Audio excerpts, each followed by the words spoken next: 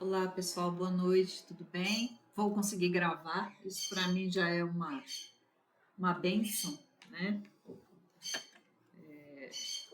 Para a gente não deixar de fazer. Então vamos rogar a Jesus, o Mestre bendito, esse consolador dos nossos corações, esse psicólogo da nossa alma, esse pedagogo da nossa educação espiritual, de sentimentos, de propósitos, de recomeços, de esperança e de amor. Se conosco, Jesus, preenchendo o nosso íntimo com as tuas vibrações de poder e realização, de amparo e construção.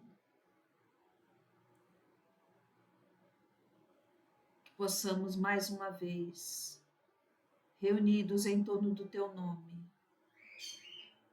realizarmos o estudo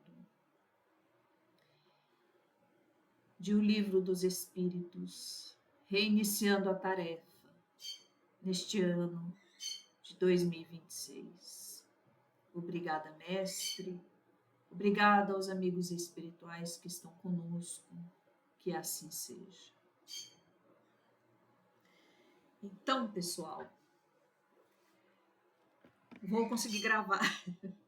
Eu fico feliz quando eu consigo gravar. E assim a gente não deixa de fazer, né? Então não é ao vivo, mas nós vamos ser rápidos hoje. Lembra que eu estou tentando fazer cada vez menor, né?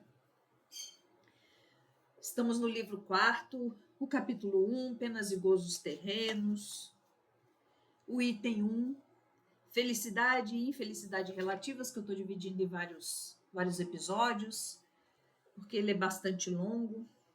E hoje nós vamos falar da pergunta 927 até a 928A. Então são 3. Em que Kardec questiona, na primeira, né, 927, o supérfluo não é, por certo, indispensável à felicidade, mas não se dá o mesmo com o necessário. Ora, a desgraça daqueles que estão privados do necessário não é real? Então Kardec fala assim, eu até entendo, né? Olha, eu querendo traduzir Kardec, mas traduzindo aqui dentro do meu entendimento, né? Eu até entendo que o supérfluo não é necessário a felicidade, mas e aquilo que é o necessário? E aquelas pessoas que estão privadas, isso não é real, né? E aí o Espírito da Verdade vem fazendo considerações que numa leitura superficial parece até injusto, mas se a gente começar a raciocinar faz sentido. Ele diz assim, o homem não é verdadeiramente desgraçado senão quando sente a falta daquilo que lhe é necessário para a vida e para a saúde do corpo. Então ele diz aqui que a gente realmente é infeliz, né? Quando falta para nós aquilo que é necessário para a vida e a saúde do corpo. Então é justo o questionamento, né? Quando falta aquilo que é necessário à vida e à saúde do corpo. É assim que eu entendo essa resposta aqui. Mas aí ele diz assim, essa privação é talvez consequência da sua própria falta. E então ele só deve queixar-se de si mesmo. Então é preciso parar e raciocinar.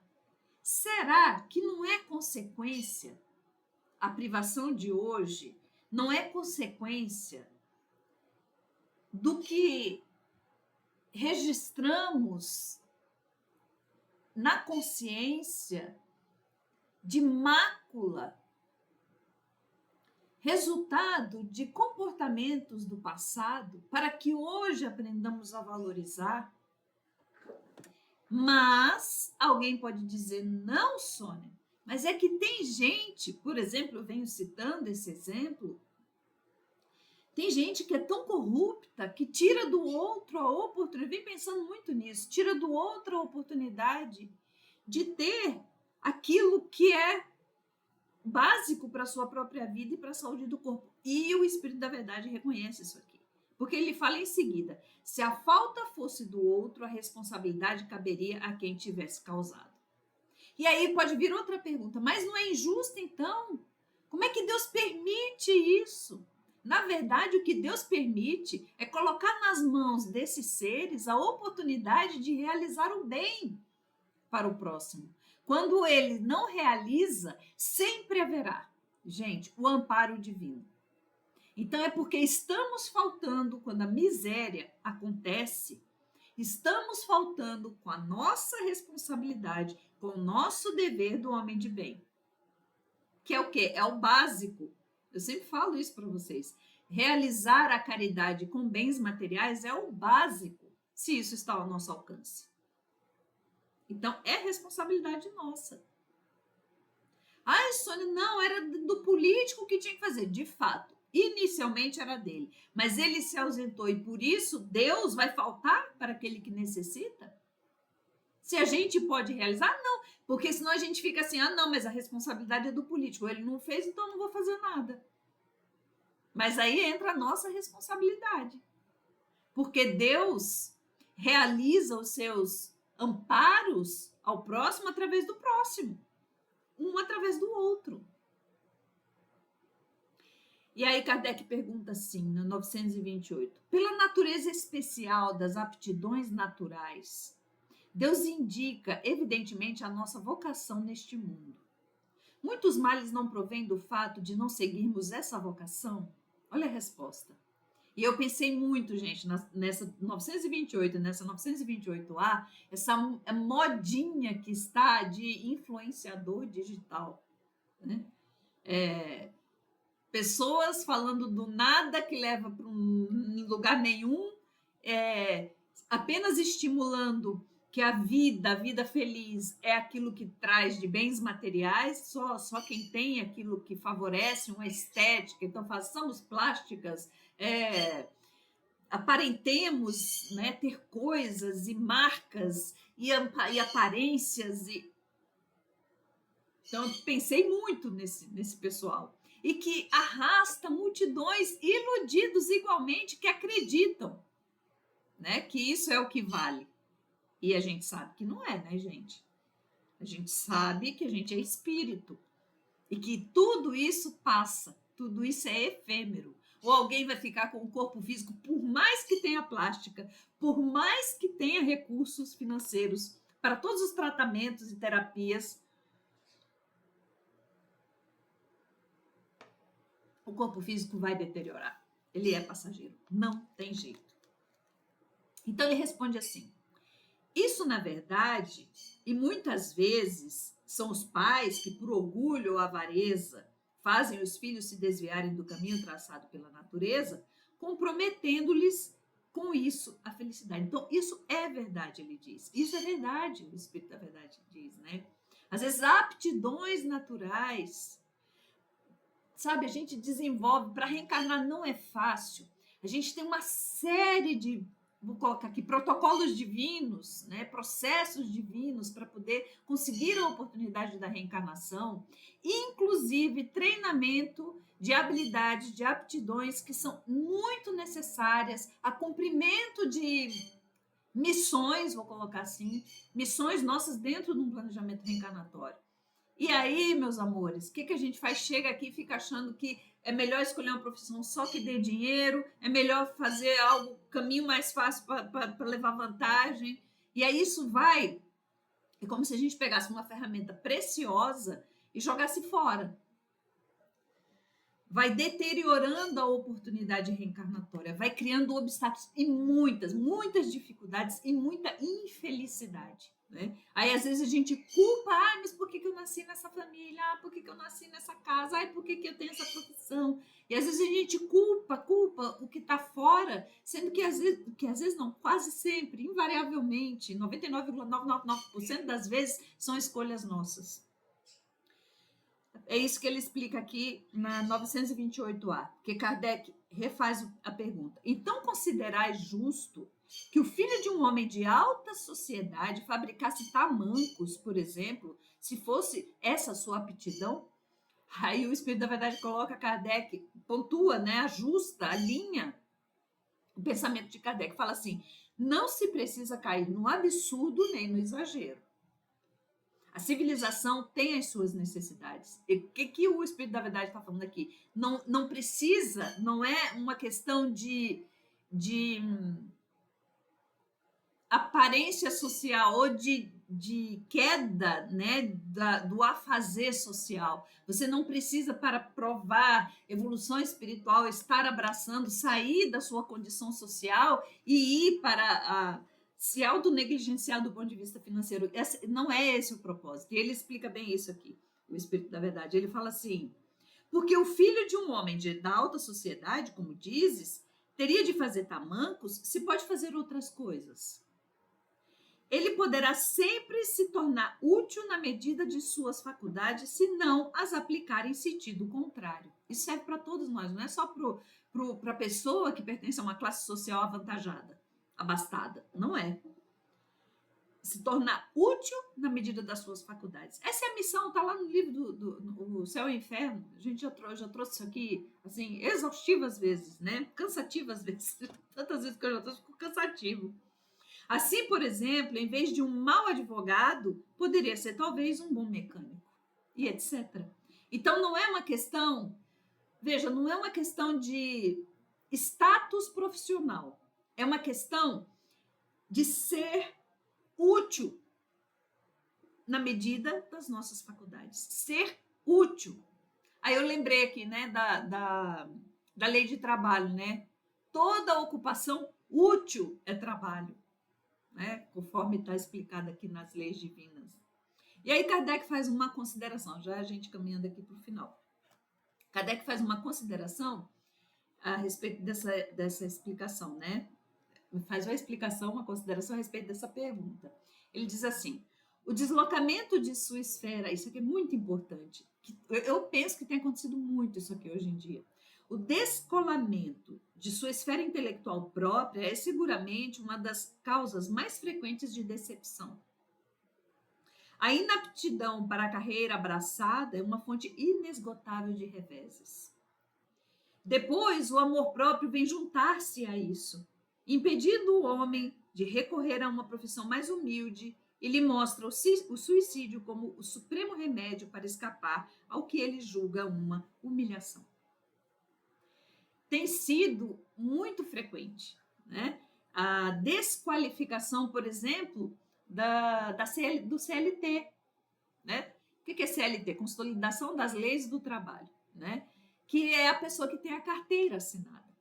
Entre muitos jovens, isso é uma desqualificação. Esse aí é CLT. Gente, ser CLT é uma honra. É uma honra.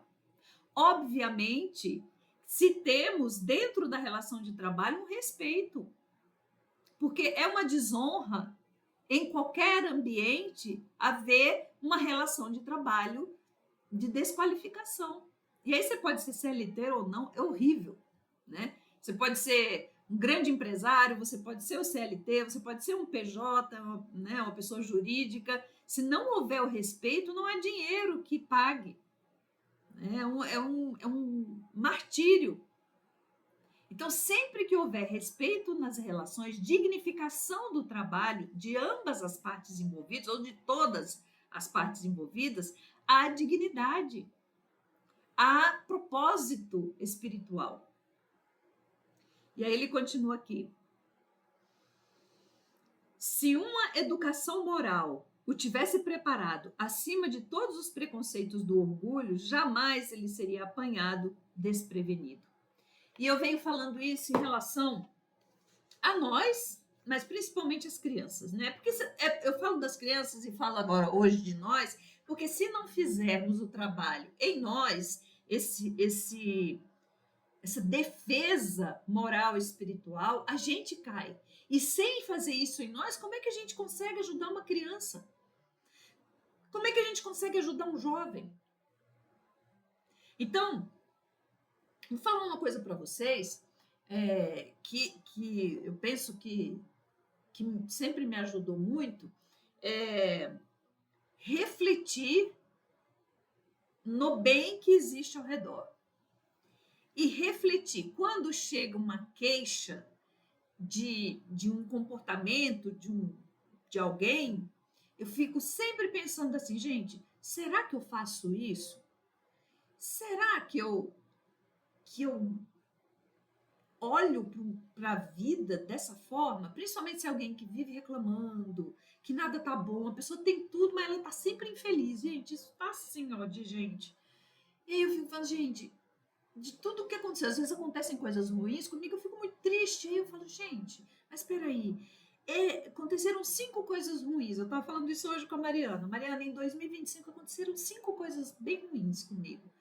Mas eu olho a minha vida e penso, meu Deus, é tanta coisa boa que 5 ruins é tão pouco. Eu tô tão bem, sabe? Mas, gente, por que valorizar essas 5 ruins? Lembrando do Divaldo, né? Divaldo estava muito triste, tinha acontecido uma coisa ruim, e a Joana de Ângelo chega para ele e fala, Divaldo, o que você está fazendo aí? Ele falou, você não viu o que aconteceu comigo? Eu estou muito triste. E Joana fala para ele, Divaldo, eu estou muito magoado com fulano, né? Fez isso, fez aquilo. Aí ela falou assim, mas olha só, tem tanta gente que te ama e você não está nem lembrando deles, muito mais do que aqueles que não gostam de você. Então é mais ou menos isso, tem tanta coisa boa, para que ficar fixado? Mas isso é um trabalho que eu faço comigo, porque às vezes eu fixo no mal, gente, naquilo que aconteceu de ruim. Eu fico, gente, mas por quê? Puxa vida, mas que triste. Ai, eu tô tão triste com isso. Nossa, fiquei tão aborrecida. Ai, eu não esperava. Puxa vida, essa situação. Ai, eu tava contando que, né, que a situação ia permanecer e não permaneceu. Às vezes eu fico. E aí a gente tem que... É para isso que serve o evangelho, né? É para isso, para esse dia a dia. Tanto também na alegria, aprender a agradecer, né? É rogar a Jesus a bênção de poder agradecer, rogar a Jesus para que a gente seja grato, né? Que fortaleça a gratidão no nosso coração. E também, nos momentos difíceis, fazer essa reflexão. Isso é tão importante, né, gente? Era isso que eu tinha para hoje. Então, vamos refletir o que nós estamos fazendo com as crianças, se estamos instrumentalizando esses espíritos, para que quando vierem as ondas maiores, ele saiba, né, mergulhar e lá na frente ele ressurge, né, mais forte, com braçadas mais vigorosas, tá bom? Vamos pedir pelo passe, que Jesus possa derramar o passe em nossos lares, em cada um de nós, em todos que fazem parte do nosso núcleo familiar, encarnados e desencarnados.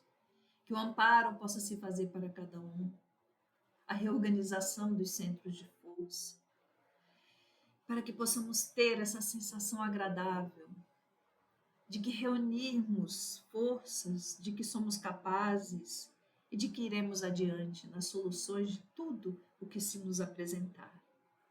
Que a nossa água possa ser fluidificada, que possamos seguir, Jesus, contigo, passos firmes, um a um, na construção do bem e da felicidade, compreendendo o ser espiritual que somos e os caminhos que devemos tomar. Muito obrigada, Jesus. Obrigada aos amigos espirituais que estão conosco. Que assim seja. Um beijo, pessoal. Fiquem com Deus. Lembrando que é gravado e a gente se vê, com a graça de Deus, no sábado. Tá bom? Beijão.